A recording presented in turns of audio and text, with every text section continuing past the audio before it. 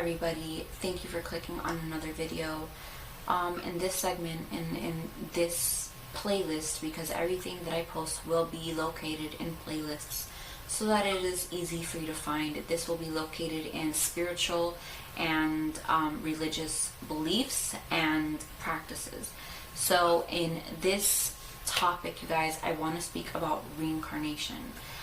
But before I jump into reincarnation, the definition, and some religions that truly follow and believe in reincarnation, I want to say a disclaimer. I will be talking about a personal experience, not to me, but a personal experience to somebody else, to a family called the Pollock family. And I just want to state before getting into it later on in this video, I will be talking with nothing but the utmost respect for the people in this situation, the people who experienced this, and those who lost somebody that I will be talking about. In no way, shape, or form am I disrespecting them, or do I think ill or negatively about them. I do not pass judgment on their choices and their beliefs. That includes those who follow the practices that I will be talking about. With that being said, I want to get into the video and really kind of break down what reincarnation is definition-wise, what some religions are that practice reincarnation, and what I personally believe when it comes to reincarnation. Now, there's several ways to say reincarnated. You can say transmigration, metempsychosis, reborn, and an afterlife, or a awakening afterlife. And what this technically means is that whether it be mind, soul, some type of existence of some sort that's left of you once your physical form and being passes on, whatever is left behind that still lives, because I believe we have souls. I believe we each have a different entity and individuality about ourselves that can still live on. I always believe that there's something that's still alive in you even after death, and it may not be your heartbeat, but I still believe that something in you will exist and carry on. And basically, reincarnation or rebirth is whatever leaves your body, travels into another life in any form, whether it be a newborn child, whether it is a animal, a creature of some sort, or even plant life, vegetables, fruits, and something like that. And yes, vegetables or fruits are also thought of as an opportunity to still be reincarnated too.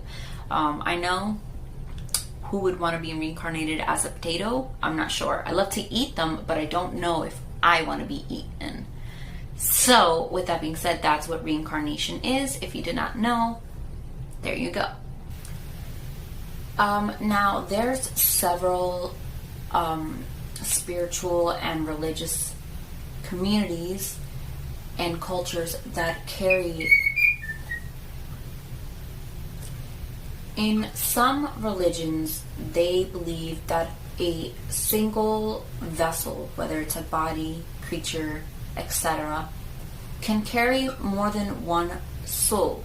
Meaning, if I was born with my soul, but a soul of a reincarnated person lives within me, that is possible. And a lot of the religious beliefs show a single person with multiple people residing in them. And yeah, I know you're going to say, what, split personality disorder? No, that is not what we're saying. It is more, there's more to it than that. You have to be more open-minded and not as naive when it comes to these topics, because I don't ever want to rule out any possibilities when it comes to religion and form of life, things that we don't know of, because what we are and what everything is around us is more than just black and white, if you know what I mean. There's more to everything, and it's, to me, naive to rule out things, because we don't have all the answers. So for us to say, oh, we're the only creatures in this world, there's no alien life form, that to me is completely bukkake. Funny word, I know. But to me, that's very invalid. I think that's very closed-minded to think that there's only one thing and one thing only. So religions that have this belief of reincarnation usually reside in South Asia, Middle East, and the Greeks. So Buddhism, Hinduism, those are beliefs that believe, and religions that believe that reincarnation lives within them. That's something that they pray upon. That's something that they meditate on. It's something that when someone passes, they do pray over their bodies that they will come back in another loved one, or they'll see them again in another type of presence in their life. There was a lady in South Asia who believed that her passed away husband came back in the form of a orange, I believe, and she kept that orange in a very nice little gold bowl. And I was just reading about this on a website of Hinduism, regarding their beliefs and how they go about it and what they do to praise it and what they do to keep that merriment and thought and religion going, and they practice it in their daily lives, whether that's meditating, and when someone passes away they mourn over them, and by mourning they literally praise that their soul is, that they hope to see their soul come out of their nostrils, their eyes, their ear holes, anything that's an opening, even what is that? Your pupils, they say you can see a soul in a pupil of somebody who's in a near death. So these are things that they believe that if they keep an eye on when a person is set to pass, you'll be able to see their soul released from their body.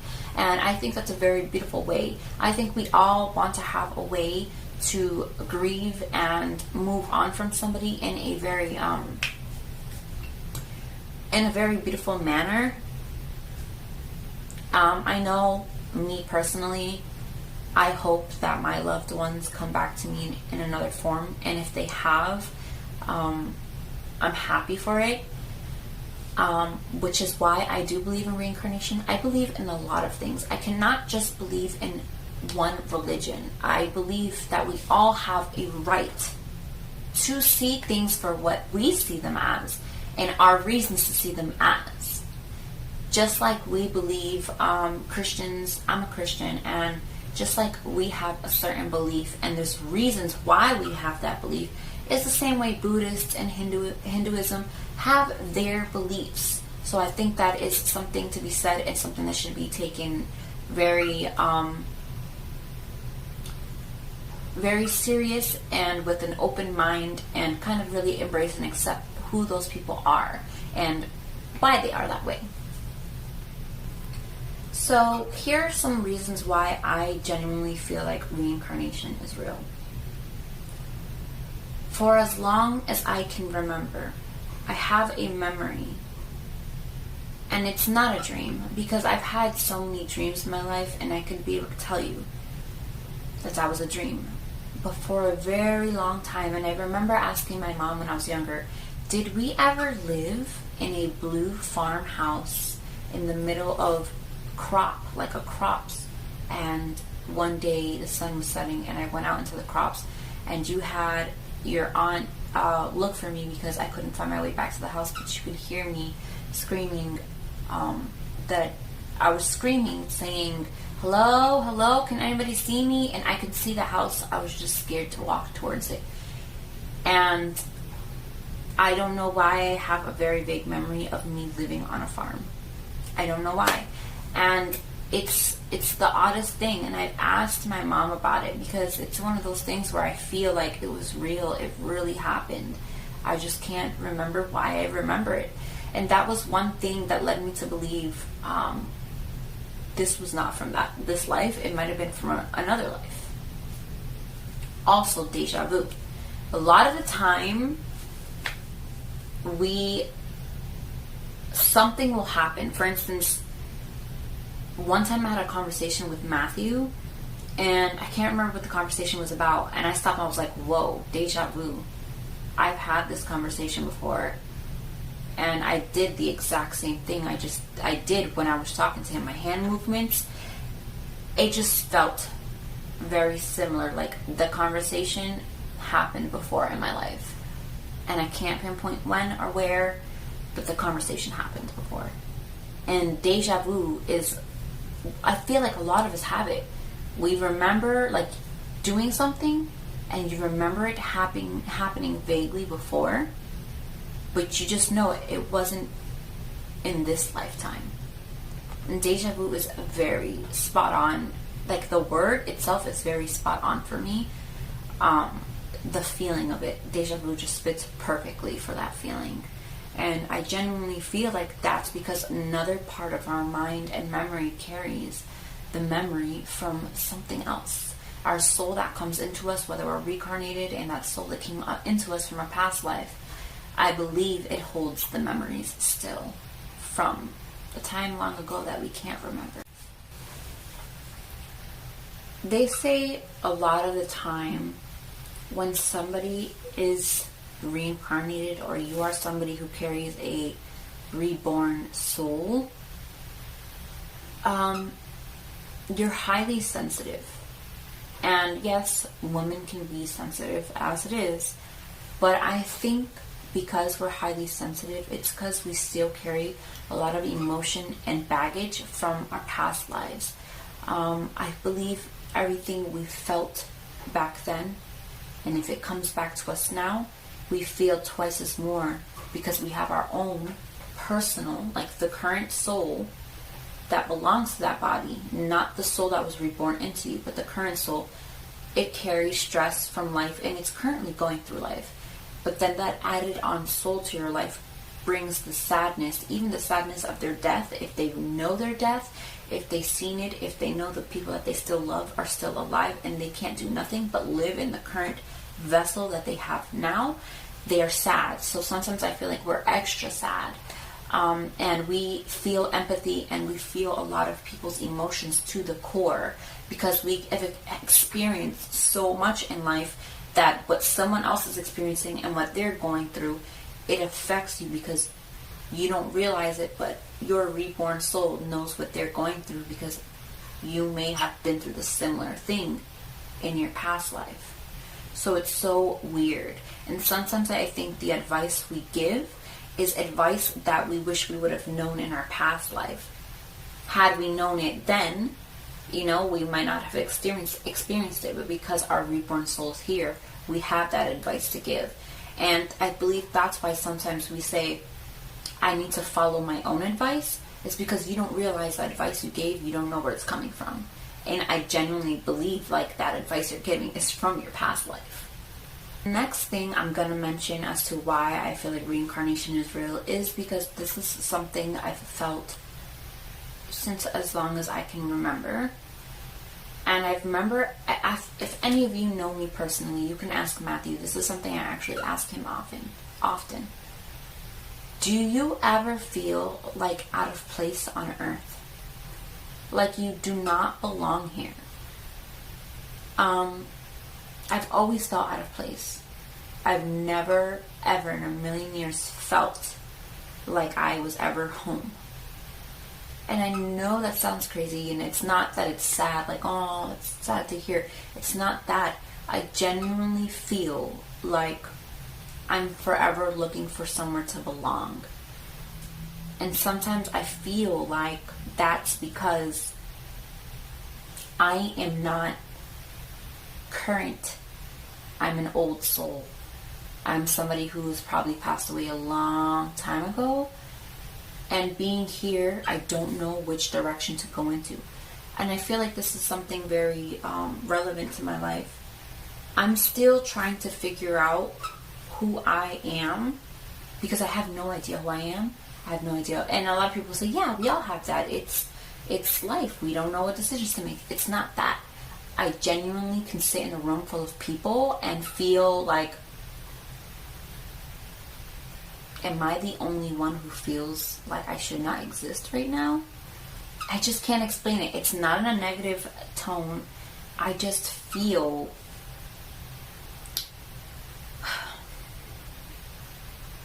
for instance, when I'm alone and when I'm in my own thought process, I feel the most myself because I am genuinely trying to figure out myself alone. But when I'm trying to think about things or feel settled in a group, I can never feel settled. Like it's just so like I'm having an out of body experience. Like the soul inside of me is screaming, "Hello, like I shouldn't be here. We need to like go to somewhere familiar." Like I felt like I've always needed to be somewhere else and I don't realize I need to be there. Like I need to move to Arkansas. I need to move to Arkansas because maybe my soul was from Arkansas in the past life and I don't realize it. These are things that I genuinely feel like I am not supposed to be here right now. I'm supposed to be somewhere else. There's somewhere waiting for me to get back to finish what I still have to finish. And I know it sounds crazy, but there's this feeling. I've always asked Matthew, do you ever feel like you're the only one existing in your time? Like everything else around you is a facade. It's not real. You're not existent. And I genuinely feel like that's the soul speaking out. Like the soul that's in me is speaking out. And I know a lot of you guys are going to be like, girl, you fell off the bandwagon. I don't know what happened, but you fell. You lost yourself. And it's not that. I just have a lot of feelings and I've always felt very weird physically and internally.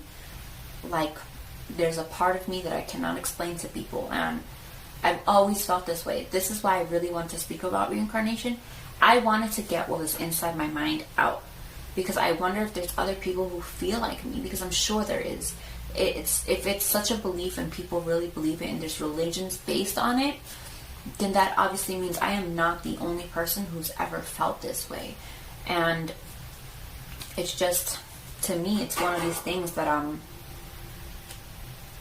I just really wanted to share with you guys. And hopefully if you guys have ever experienced it or know what I'm saying, can relate in some sense. Like I can't get what's really in my mind off of my tongue, but if you get what I'm saying in a sense, please comment below and let me know if you get me.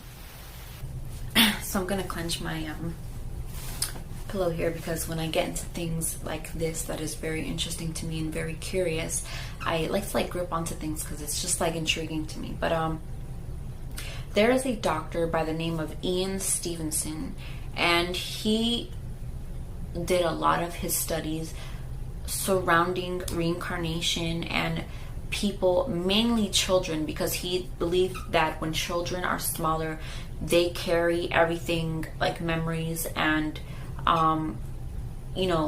the feelings of their past life a lot more stronger because it's still a lot more current since they're children. And he actually made a book. I'm gonna post a picture of it right here, but it's called Children Who Remember Their Past Lives, and it's literally been sitting in my Amazon cart for forever. But one time I have an Amazon Kindle, and you can read some of his pages in the book. You can read some of the chapters that they allow you to read if you have a Kindle.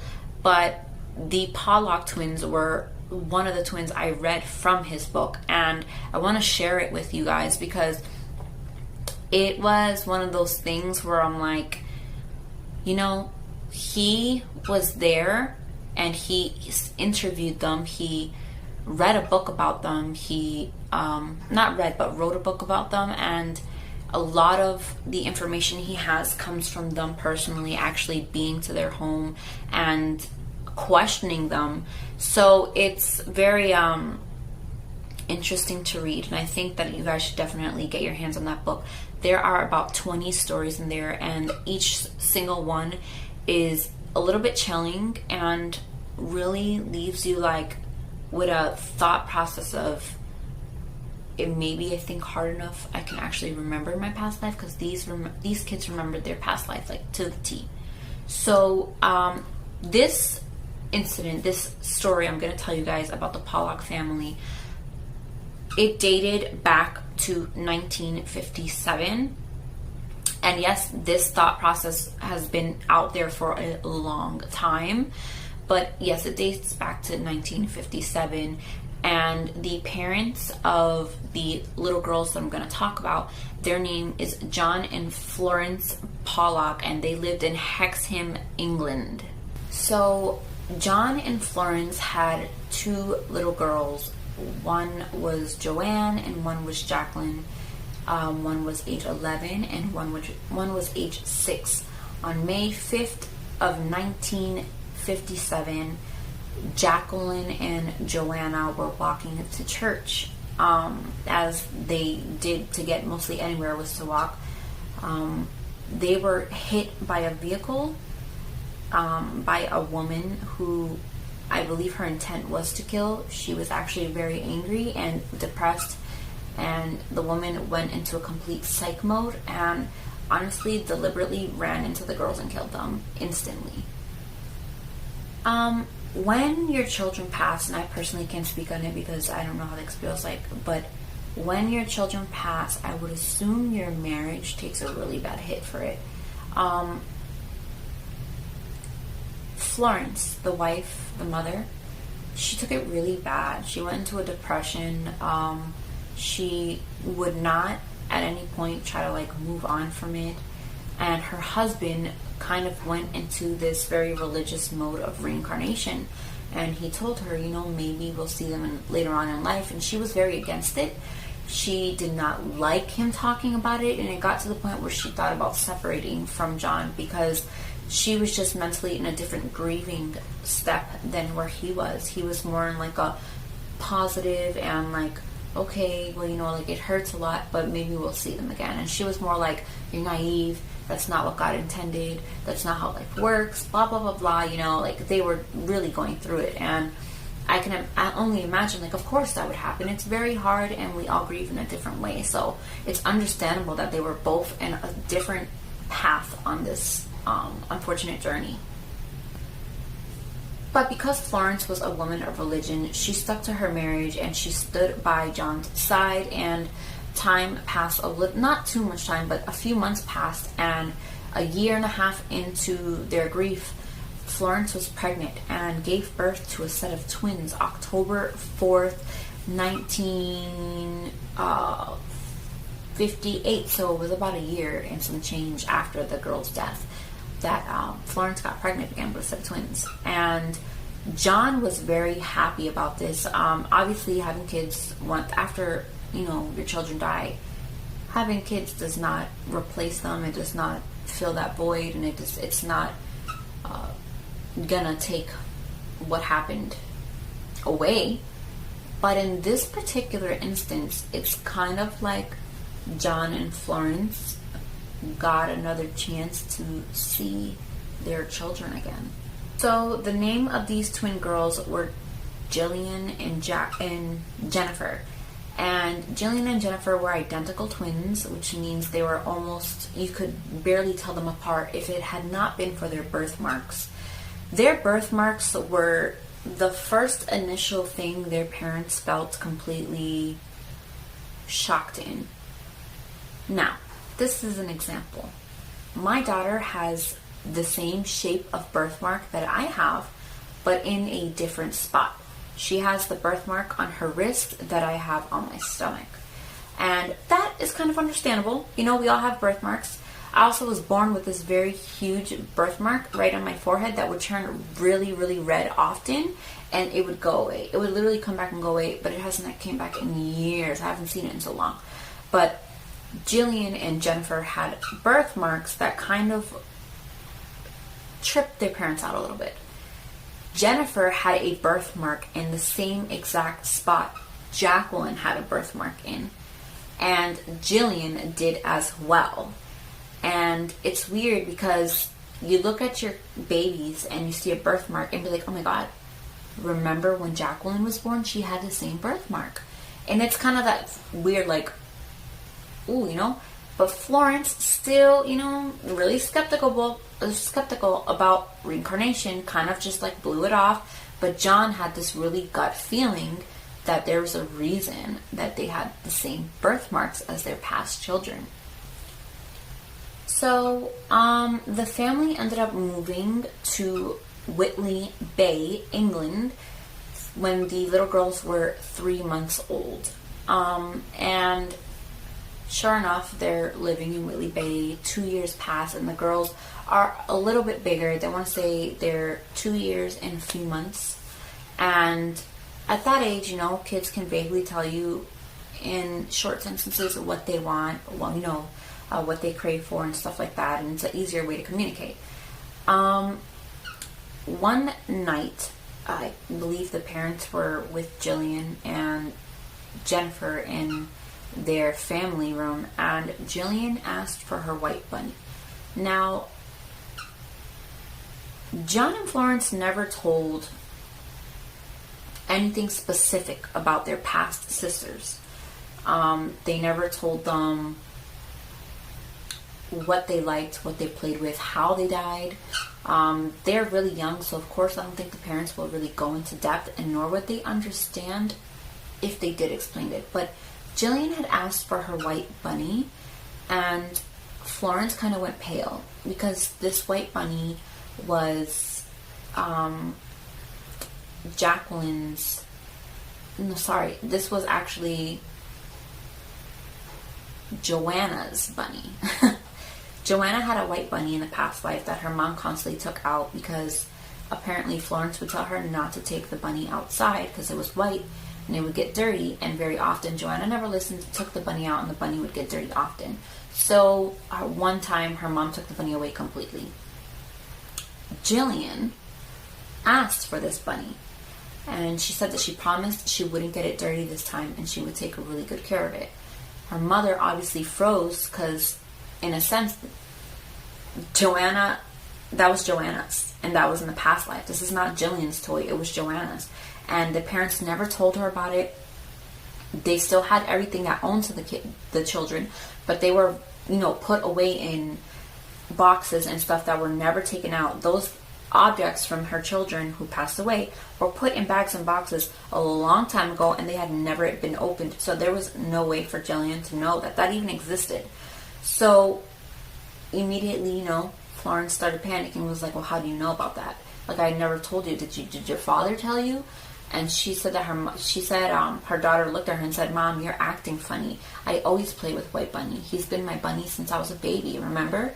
And the mother was just like completely shocked. I mean, think about it. Would that not make you freeze in a second to hear something like that?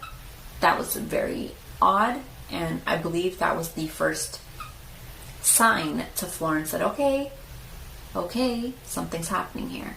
You can assume things happened here and there in this family's home that really gave the family the feeling that these two new children that they have, their two beautiful little twin daughters, they must have some part of their child's past life living in them, because things that they would say just comes off very odd. And so one day, the family decided to go to church together.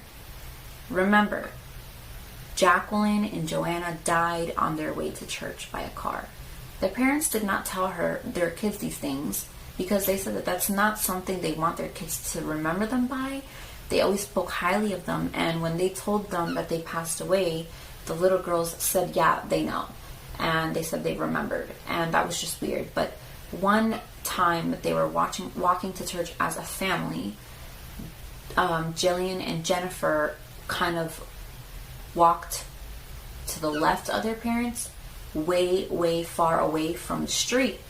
And Jennifer looked apparently at her parents and said, I don't think we should be walking anymore. I don't want to die again. I'm scared of cars. I don't want to get hit.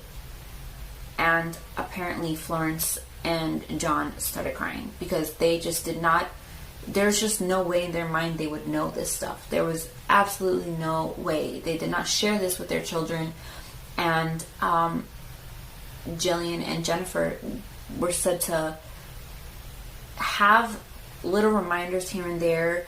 They told their parents that they remembered where they died, because after that very day, their parents, John and Florence, questioned them, asking them, what do you know? What do you remember? Where do you think you died? And the girls literally said, it wasn't in this place, but it was in another place, Mommy. It was somewhere else we lived. And we got hit by a car and we were thrown into a ditch. And they said things that were pretty accurate. And they had said to believe that. So years later, the girls grew older and their past memories faded. They don't remember much anymore, because if you think about it, Jacqueline and Joanna only lived a short few years. So there's not many years for them to remember past. So if Jillian and Jennifer are already older, where they're in their 40s, when Dr. Ian Stevenson finds them and decides to interview them to see if they remembered anything, they don't remember much, which is very understandable, because they were only 11 and 6 when they passed away. Not many years left for them to have memories of. So it's understandable that their memories would fade, because there's nothing else to go on. And I think that's just one of the weird stories that to me is just like really shocking. And it's scary in a sense, but there's the story in full and in more details in the book. If you guys want to purchase it, I'll put the link in the description box below. The last thing I'm going to leave you guys is something that you should go check out yourself and do your own research on. And this happens to be one of the world's most famous reincarnation stories. And I'm going to leave the link below where you can... Well, actually, I'll just leave the name so that you guys can research the name again later, because there's so many links and videos that actually speak about this story.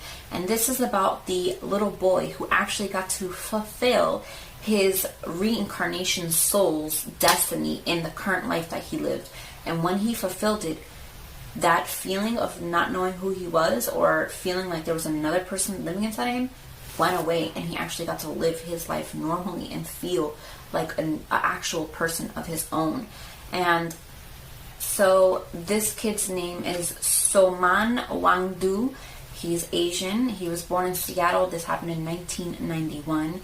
And he realized he was the 4th reincarnation of the original Tibetan Lama. And Tibetan Lama is a guru.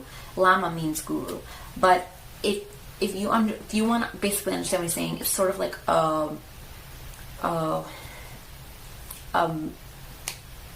there's a word for it. I'm trying to get it out, and it's in my head. Exactly what he is and what he knows he is. With an M. My phone's shaking. Sorry. It starts with an M. Monks. He is a 4th generation monk. And he remembers it. And monks do have a destiny, and they're supposed to fulfill a type of journey in their life. So I definitely suggest that you go ahead and you do your research on this, because there's a lot to be said. And if I did a whole video on it, you would be there for another hour. Like my first video was almost an hour. So like that, with that being said, you guys, do your research. There's so many stories and actual proof and videos and scientists and doctors who've written so many books along with so many proof and things to show that reincarnation does exist and it is real, but it is in you to figure that out for yourself if you believe it as well.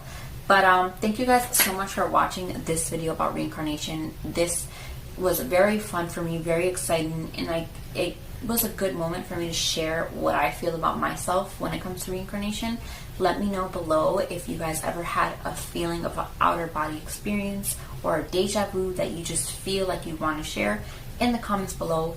Like and subscribe. I have so many more interesting videos ready for you guys, and I can't wait for you to hear about it.